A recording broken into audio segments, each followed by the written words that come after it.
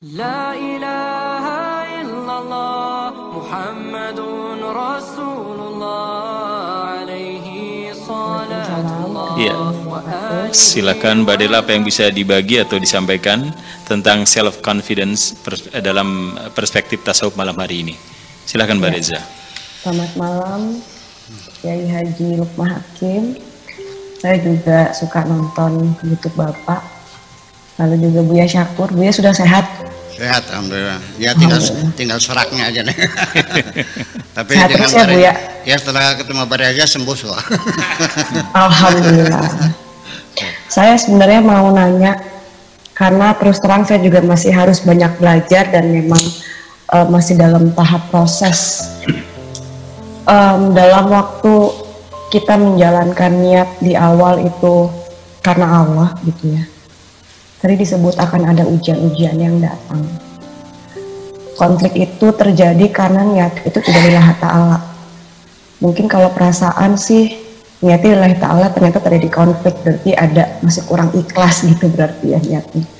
Nah triknya, kiatnya apa untuk tetap menjaga niat kita, atau minimal sadar bahwa tadi kan katanya kalau waliullah atau sufi itu akan diingatkan oleh Allah sebelum terjadinya suatu niat yang tidak diridhoin Allah.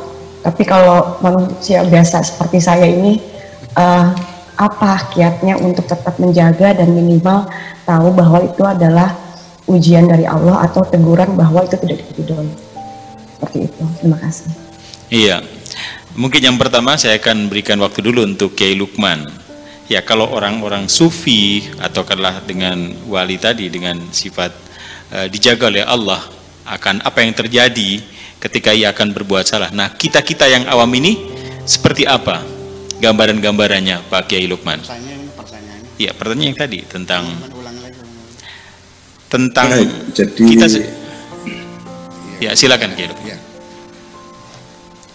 Jadi sebenarnya begini,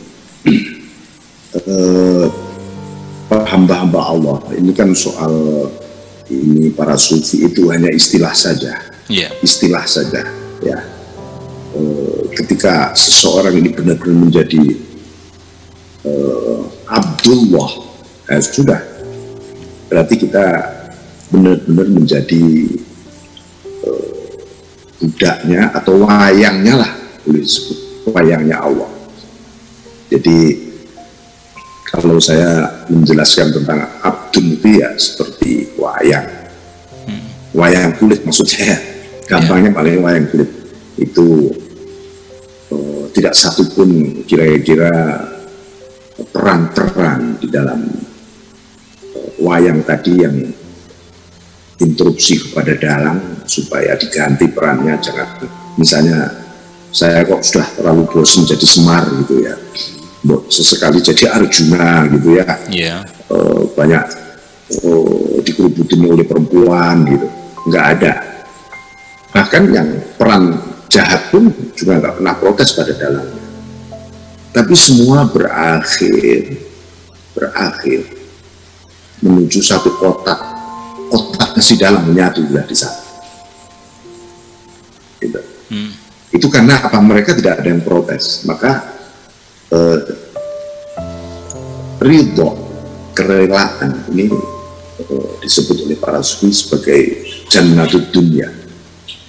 Ridho jannatud dunya.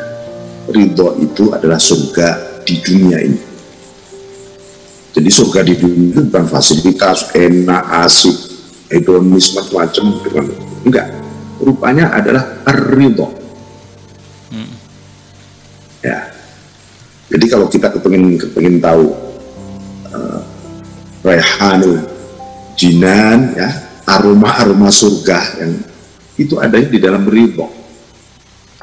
Sampai ada satu kisah seorang pemuda ahli ibadah sangat hingga membuat malaikat Jibril sangat kagum, ini ahli surga ini.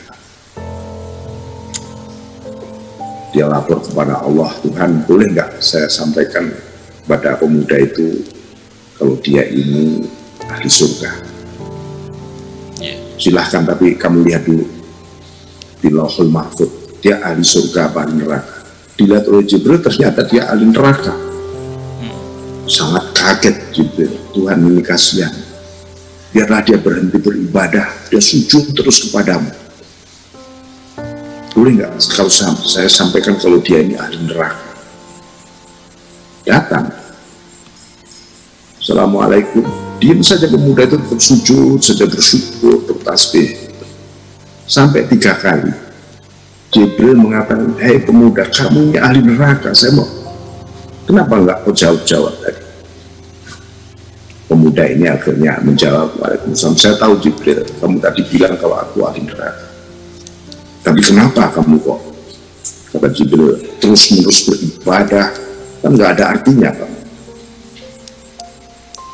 Apa jawab si pemuda ini?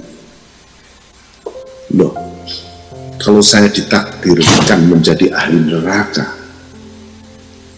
kenapa saya tidak boleh bersyukur? Oh, itu takdir Allah yang sempurna pada saya,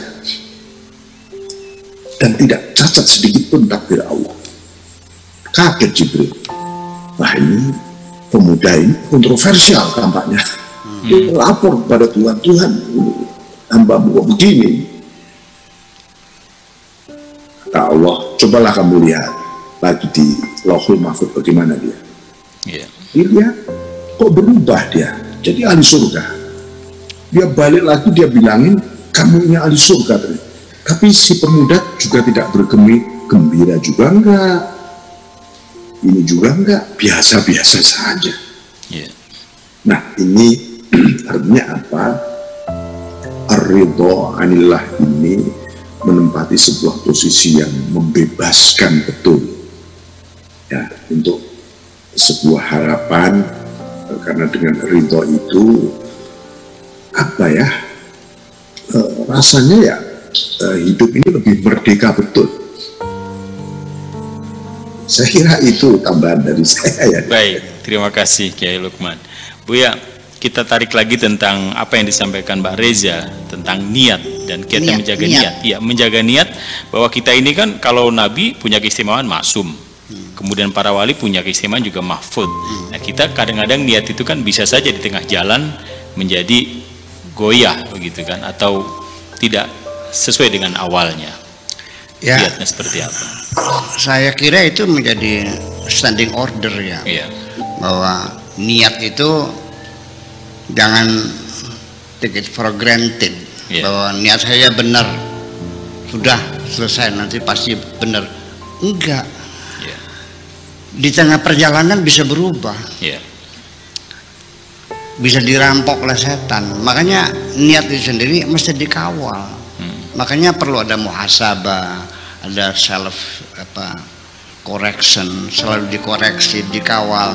Saya ini langkah saya masih benar enggak. Kadang-kadang kita menyimpang jauh, kita masih beranggapan kita masih di jalurnya, padahal sudah jauh menyimpang. Kita sudah berjalan berhari-hari, ternyata begitu lihat ke belakang, pohon kersen masih di belakang juga. Namanya jalan di tempat. Kadang-kadang begini,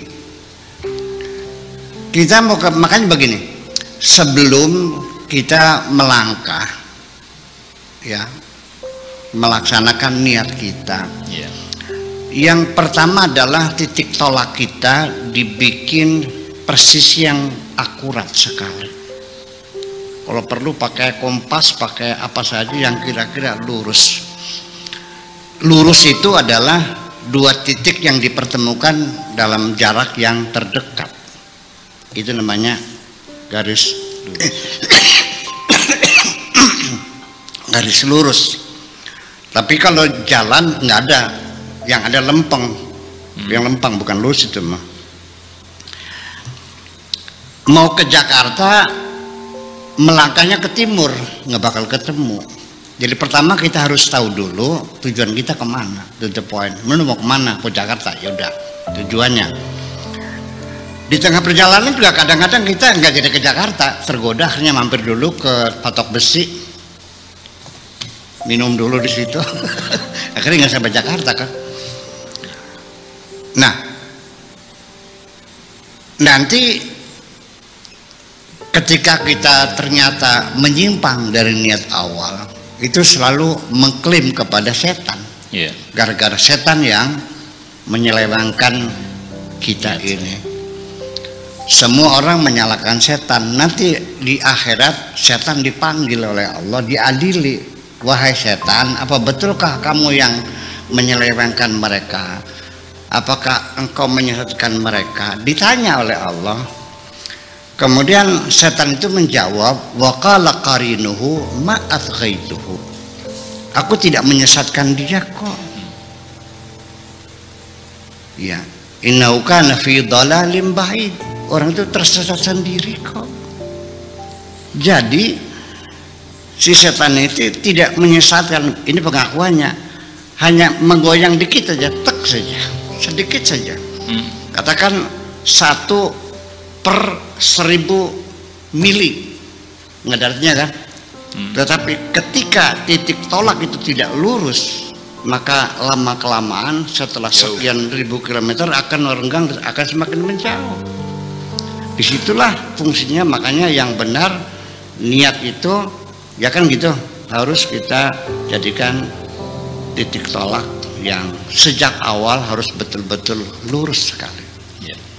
Nah, kemudian itu satu. Yang kedua, dalam perjalanannya kita harus selalu mengontrol dari saat ke saat yang lain, karena bisa saja di tengah jalan kita menyimpang. Awalnya bikin pesantren, betul. Niatnya ingin mencerdaskan anak bangsa, betul. Niatnya untuk mempersiapkan generasi pemuda yang beragama Islam yang baik, ya betul. Tanahnya diwakafkan, betul. Dia ngaji nggak mencabar, betul. Tapi lama kelamaan setelah santrinya ribuan, dia melihat uang banyak sekali, mulai bergeser mencari materi. Akhirnya sampai hataman Quran 2 juta kok, kali 100 berapa tuh?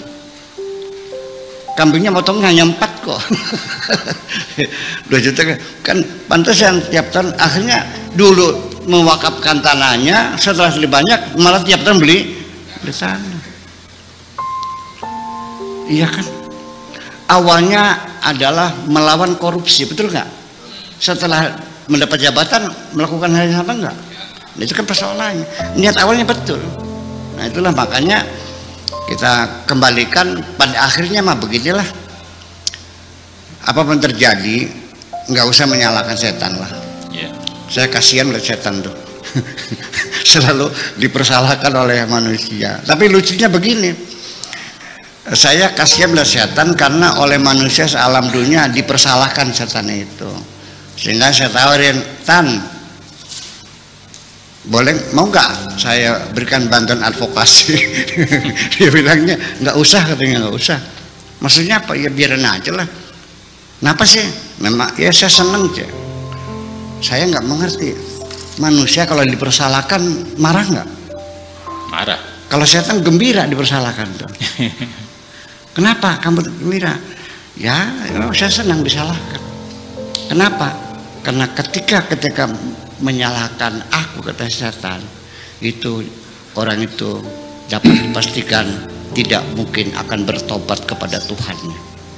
Karena orang yang menyalahkan orang lain itu berarti dia tidak mengaku bersalah. Ketika orang tidak mengaku bersalah, jangan berharap dia akan memperbaiki kesalahan-kesalahannya. Terima kasih begitu aja.